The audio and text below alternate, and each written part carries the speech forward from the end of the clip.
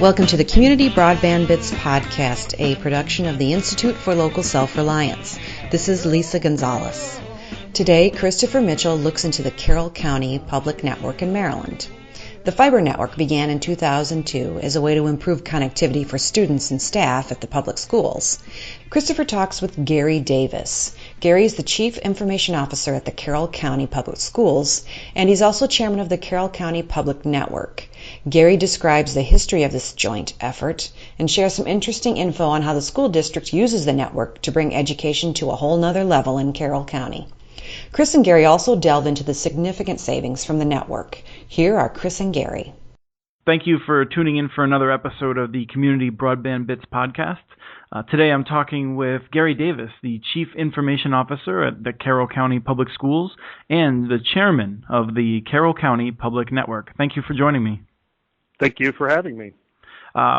Carroll County, Maryland, as opposed to one of the many other Carroll counties we have across the United States. I just realized actually that I had mixed it up with one in Virginia in a post I wrote 2 years ago. Well, the one we always get confused with is Carroll County, Georgia. We'll have people all the time call up and say, "Why are schools closed today?" And we're like, "Yeah, that's Carroll County, Georgia."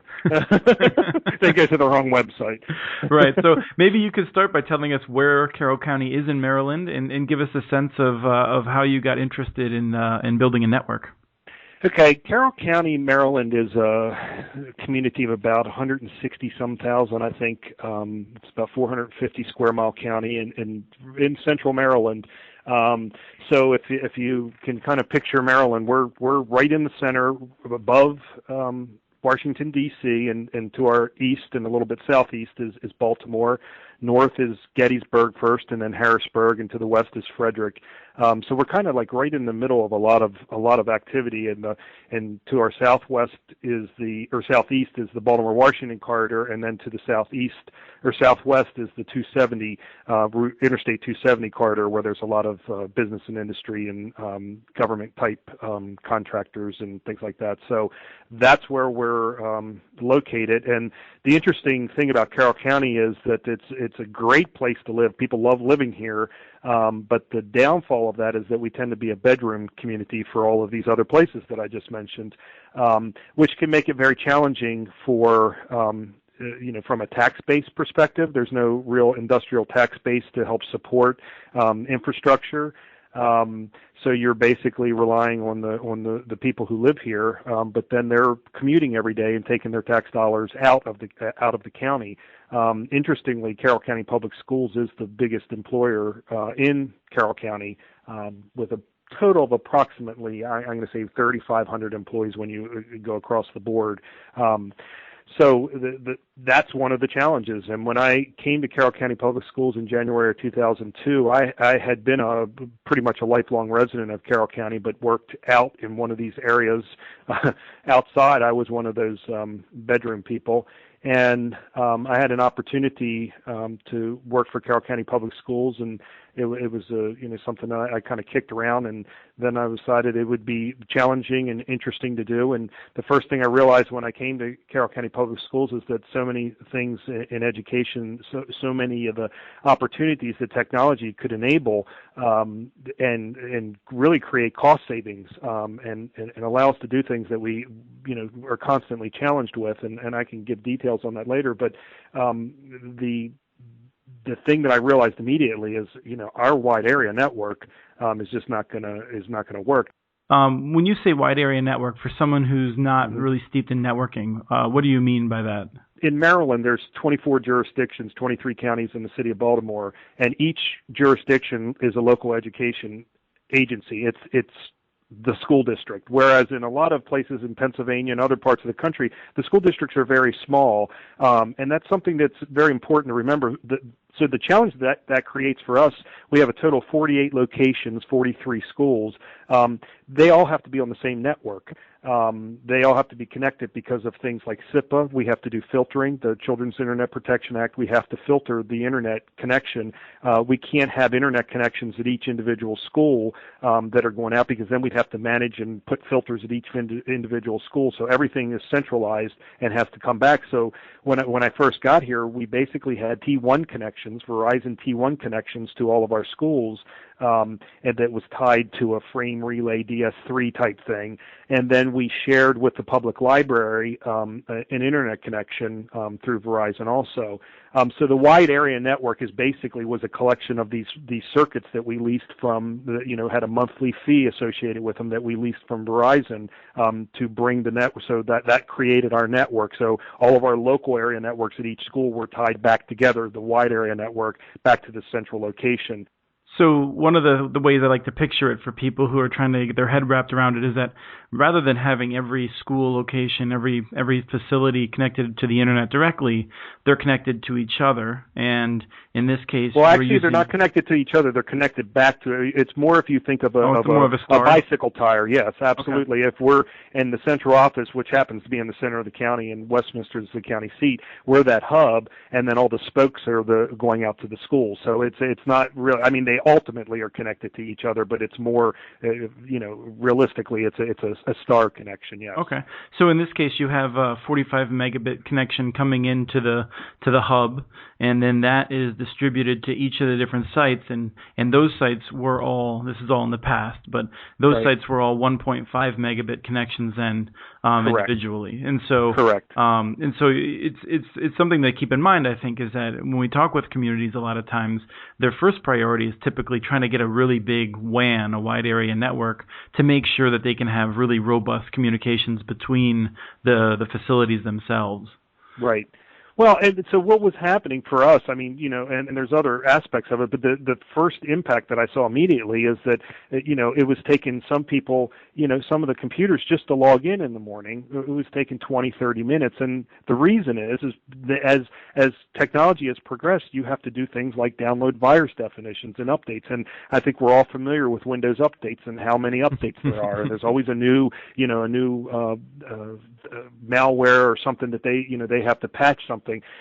So what would happen when people would log in the morning, all these things would have to download from the central location over the internet, and it was very hard to manage. We had like servers at each local place, but we couldn't do anything. I mean, it was very limited. Anything, there was more and more internet-based type opportunities for educational software that we couldn't take advantage of because the speed, it wasn't there. We just didn't have the tunnel. And the thing that I've always used as an example for people, and I think this was one of the things that really helped me sell this in a presentation. On my PowerPoint presentations, I had a little tiny dot that you could hardly see, and I said that's like a straw, and then I had the whole screen was a big circle, and I said that's like a storm drain. And what we're trying to do is get the water that we would normally put through a storm drain. We're trying to get through that little dot, a straw. And I said, what we're trying to do is fill a swimming pool with a straw. And that's the problem that we have. We just don't have enough bandwidth and to do the things that we want to do. So I was like, we've got to do something about this. And what are the options? Well, the challenge was being a bedroom community and not having a lot of business and industry. The providers that we had at the time, and it was Adelphia at the time, and later Comcast bought them out. But Adelphia was the cable provider, and Verizon was the primary provider for telecommunications. They don't have the infrastructure in this county. It's not in their business model. And this is the thing I think it's important. It wasn't necessarily a criticism of the big guys, but they're in business to make money, and there really wasn't an opportunity to make a lot of money. Carroll County is a suburb of Baltimore, but it also has a lot of rural areas.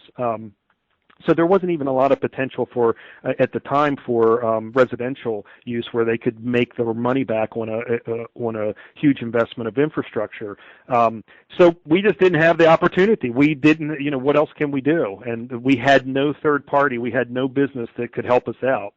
Right. You said it's not a criticism. It's really the word I think is recognition. It's Comcast and Verizon have obligations to their shareholders, and they have to invest where they get the highest return. And Correct. A place like Carroll County, I mean, heck, Baltimore didn't even get FiOS, so it's hard to imagine that they would be prioritizing Carroll County.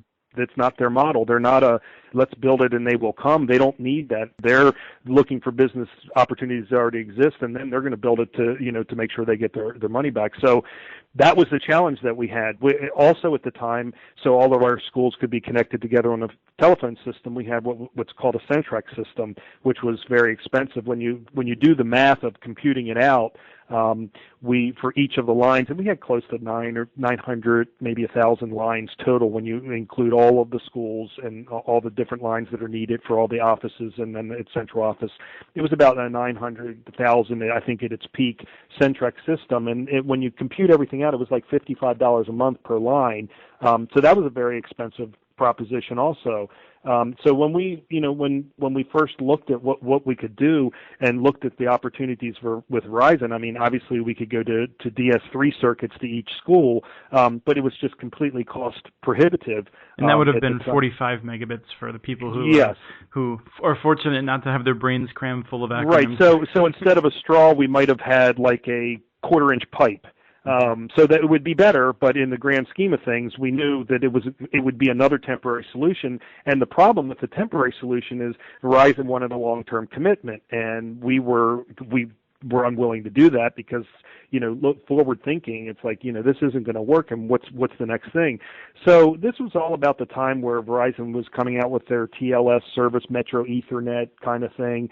The problem with that for them to offer that in a county, they didn't have the infrastructure to do that.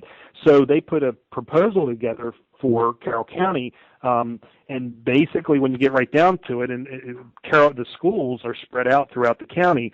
So by them proposing for the school system to go to this solution that they had, they were going to put the infrastructure throughout the county and create other opportunities for themselves.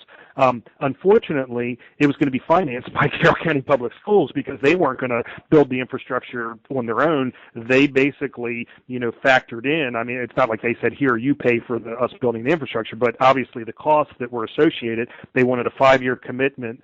And the cost of doing these kind of circuits, and again, it was a lease circuit. It's kind of like renting a house. It can be good sometimes, but you're paying we would be paying them a monthly fee to lease these circuits, but we would own nothing. And in the grand scheme of things, the investment would have been close to $10 million, and the whole school system budget is around $300 million. My whole budget in the information technology department, which is everything, including salaries of staff and all the computers we buy, was less than $5 million at the time.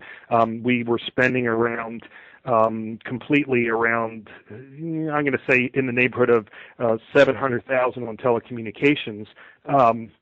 So obviously that was just not feasible. We couldn't do it. So along that time, we had a relationship with Nortel Networks, primarily because all of our phone switches in the schools, we were using Northstar systems. So we had mostly Nortel handsets and Nortel switches at all the schools.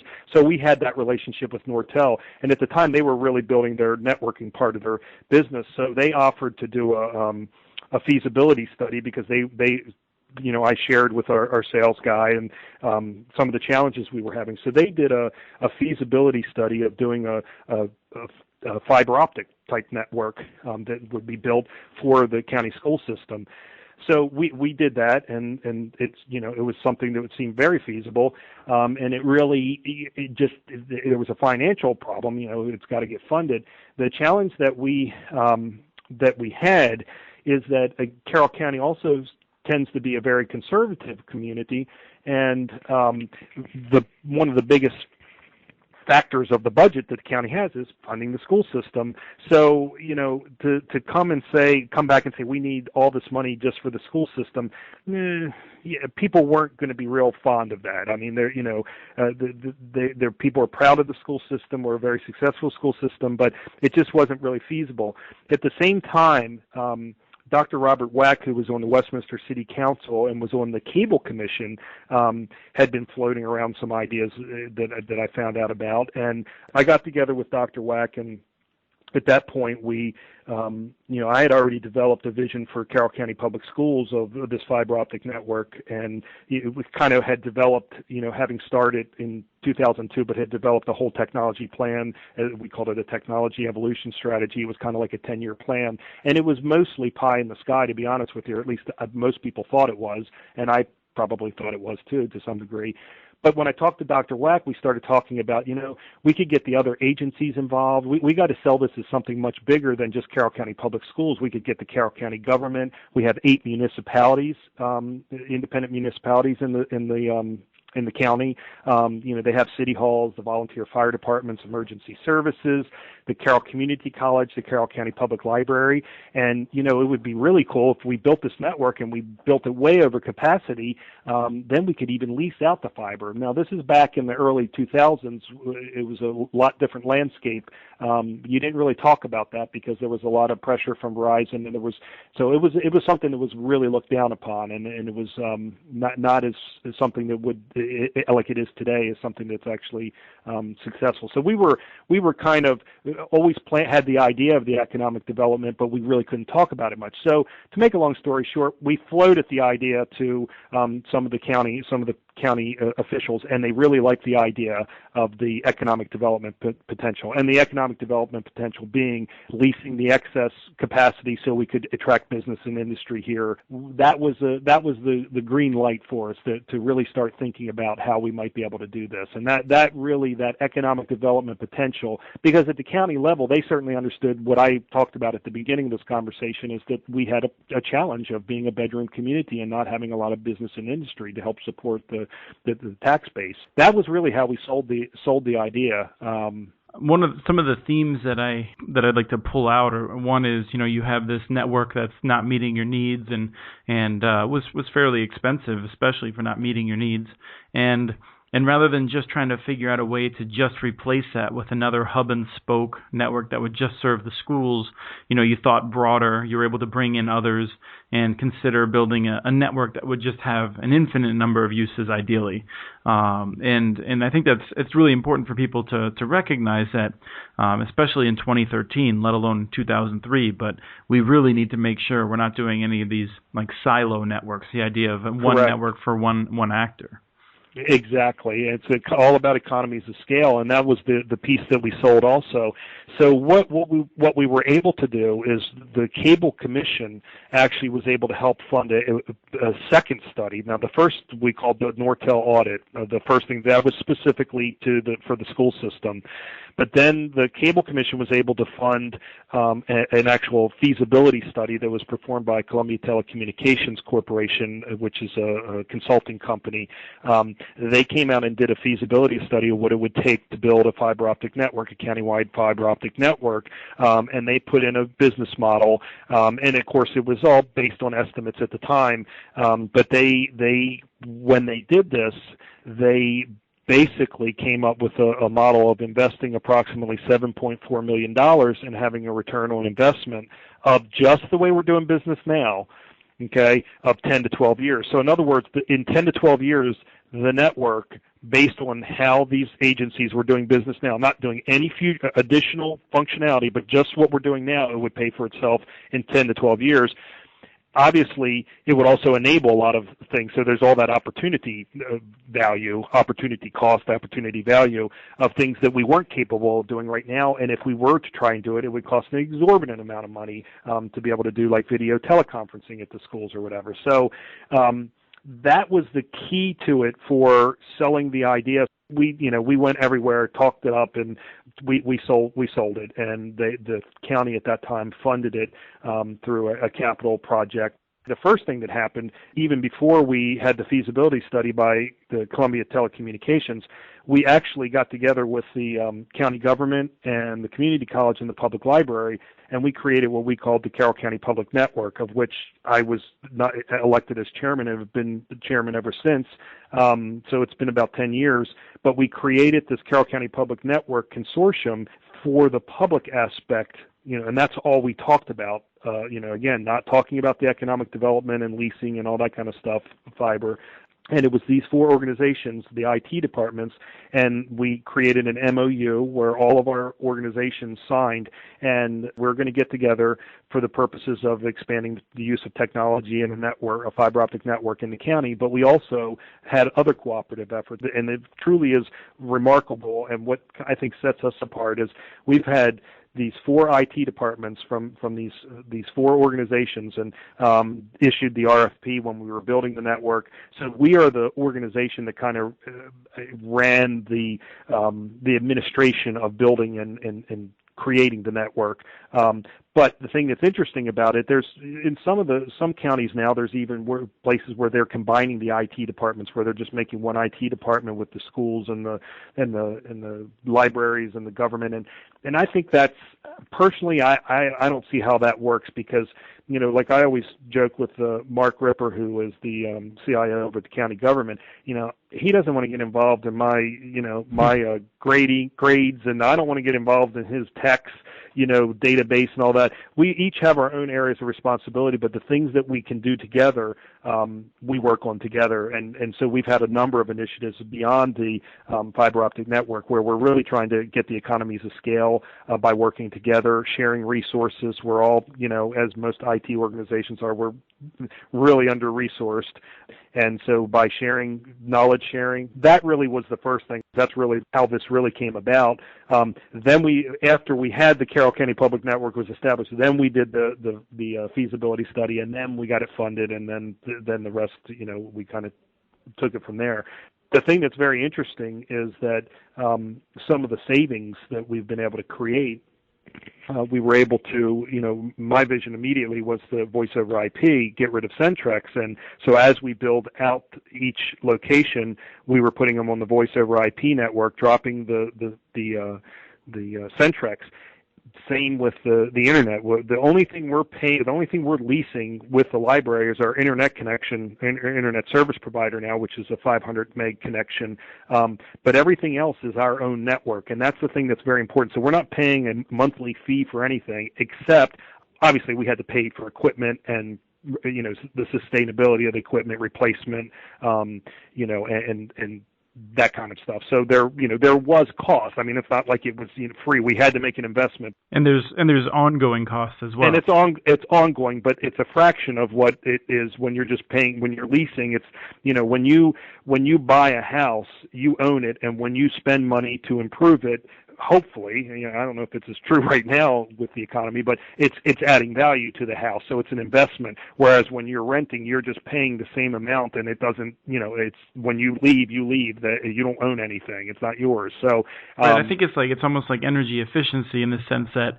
you've made an investment and you're saving a lot as a result of that, and it's going to take at most 10 years based on, as you said, your previous patterns. And if you factor in your existing patterns, the cost of duplicating what you have now would just be far beyond your means, I'm guessing, to lease those lines. Absolutely. I mean, if we were trying to do what we're able to do now, if we were trying to do that through leasing circuits through Verizon, it would be laughable what it would cost. Again, that's not a criticism of Verizon, but that's just the reality of the situation for us in Carroll County. So by eliminating all those T1 circuits, by eliminating the Centrex, we were saving in the neighborhood now of $600,000 to $700,000 a year. And if you look at what we had to reinvest as an original, at the time, I would say it was probably about 40% of that savings. So we maybe had to invest, in the neighborhood of $250,000 in equipment to create this network. But that was initial investment, and the ongoing is much less than that. I would say it's in the neighborhood of a 20% we're paying on an ongoing, because when the initial investment was a capital investment in the equipment, and obviously it lasts for a longer period of time. So if you look at it over time and what we're paying for the maintenance and some help with a company that we had actually hired. Skyline Network Engineering was actually a local company that actually built the network and is now managing it for us. So we don't worry about when there's a car accident and somebody knocks a pole down. That they do all the service level type things for repair. But the point is, we're saving the school system. This is just the school system. About $700,000 a year is what we've saved in those lease costs.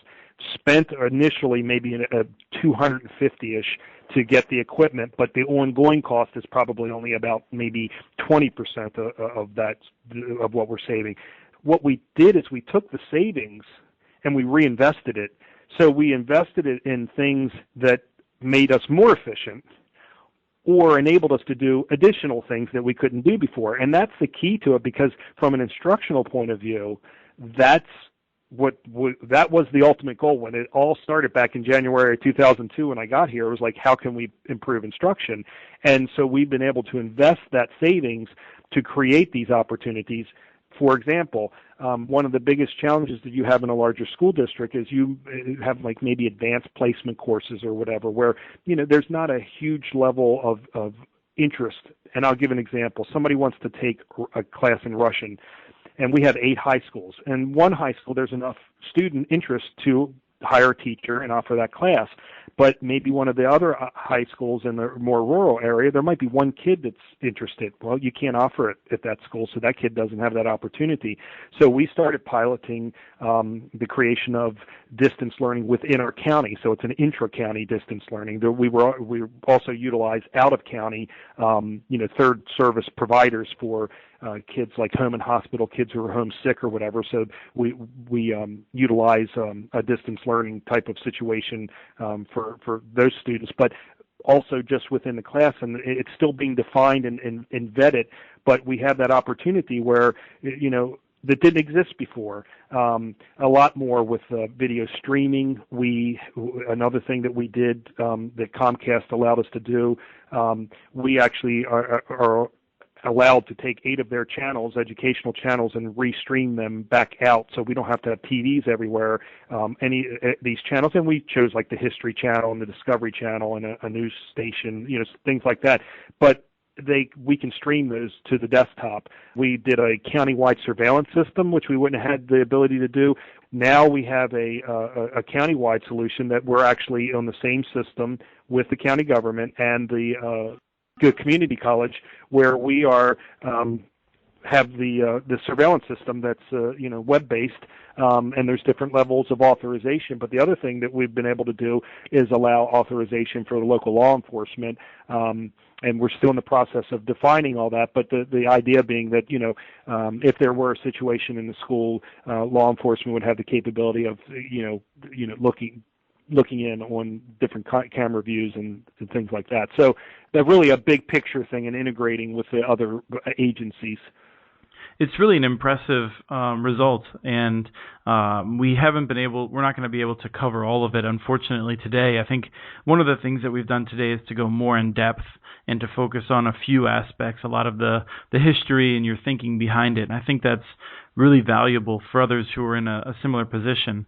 And so some of the other details of the network people can find by checking out our site, munitnetworks.org. As we close out, I just really want to hit on just once again the fact that you are able to reinvest the savings. I think is really a key point that others need to take away. Right. I think the key points, just to summarize, I think the cooperative effort, and getting rid of the redundancies and the silos. Another really important thing I want to touch on really quickly is that we created a backup data center for all of us. When the public library moved their headquarters, they moved to a different location that is within our county, so it's not optimal for a redundant data center, but it was in a different power grid.